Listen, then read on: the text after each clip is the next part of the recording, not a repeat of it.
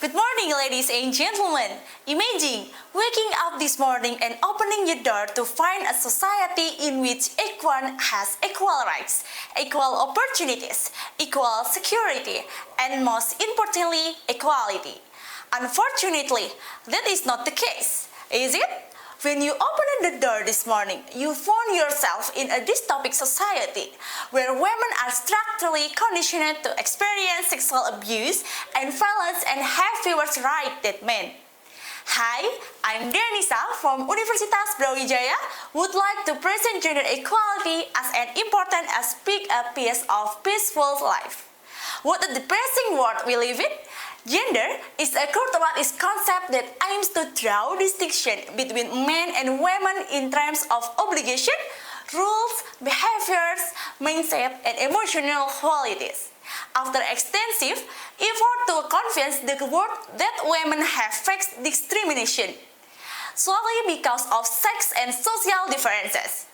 According on UN Women data, in 2016, women in Indonesia earn 23% less than men in the same job, mostly because they have to take unpaid leave of menstruation, pregnancy, and childbirth. Things that men are biologically incapable of. The same is true when it comes of political representation. Even though we no longer see women leaders as a figure, men still play an important role in policy making. Even in some highly patriarchal communities, women find it difficult to become leaders. This is problematic because the absence of female representation makes it more difficult for women to advocate for their rights and interests. Another striking indication of how patriarchal Indonesian society is when men and women are asked how many times they have been harassed or demands in public. The data will show a large disparity. Data from the Ministry of Women and Children's Empowerment for 2023 show that there have been more than 8,000 cases of violence and harassment against women. In fact, 307% of the high cases of violence and sexual harassment were experienced by female students, and 20% of other cases were experienced by housewives. In addition, sexual harassment to women can occur on virtual or online platforms.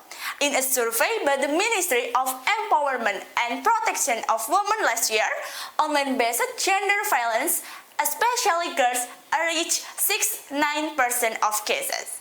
So with these myriad of problems, what can we do?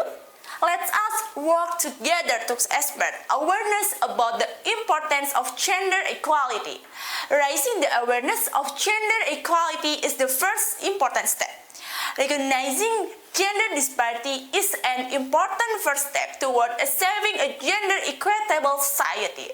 It will be easier to eradicate the problem if we acknowledge it rather than remain blind to what has to be fixed. An example that can be done involves women in decision making. Second, raising awareness must result in institutionalization by creating groups dedicated to advocating for women's rights, protecting them from harassment, and reconciling them when necessary. As a result, all types of discrimination will be eliminated. For example, the government established the National Commission on Human Rights at the Ministry of Women's Empowerment and Child Protection. The last and most important step is to abolish all sorts of violence and destructive practice that impact women. Consequently, the role of institutions to all women to be able to participate in all types of political, social, and economic activities in Indonesia is critical. I hope that this is sufficient to inform and encourage all Indonesians on the significance of gender equality. There is no justification for coming violence. Let's unite to break the chain of violence and sexual harassment against women right now. Thank you.